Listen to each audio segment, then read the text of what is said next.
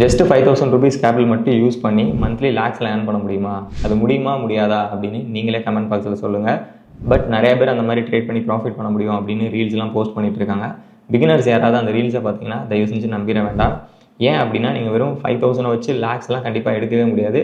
Maybe நீங்கள் லேக்ஸில் capital set பண்ணி வேணால் 5000, 10,000 இல்லை 20,000 அப்படின்ற ப்ராஃபிட் வந்து மந்த்லி நீங்கள் வந்து எடுக்க முடியுமே தவிர, ஸோ நீங்கள் நினைக்கிற மாதிரி பல ஆயிரங்களை இன்வெஸ்ட் பண்ணி பல லட்சங்கள் சீக்கிரமே சம்பாதிக்க முடியுமா? அது 1 மந்தில் சம்பாதிக்க முடியுமா?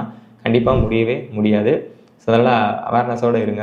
நீங்கள் கஷ்டப்பட்டு சேவ் பண்ண பணத்தை தேவையில்லாமல் இந்த மாதிரி ஏதாவது வீடியோஸ் பார்த்து இல்லை உங்களை தப்பாக கைட் பண்ணுறவங்களோட பேச்சை கேட்டு ஸோ உங்கள் ஸ்டாக் மார்க்கெட்டில் கொண்டு வந்து ட்ரேடிங்கில் லாஸ் பண்ணிடாதீங்க. உங்களுக்கு ஸ்டாக் மார்க்கெட் பற்றின நாலேஜ் இல்லை அப்படின்னாலுமே உங்கள் சர்க்கிளில் யாராவது கண்டிப்பாக ஸ்டாக் மார்க்கெட்டில் ட்ரேடிங்கோ இல்லை இன்வெஸ்ட்மெண்ட்டோலாம் பண்ணிகிட்டு இருப்பாங்க.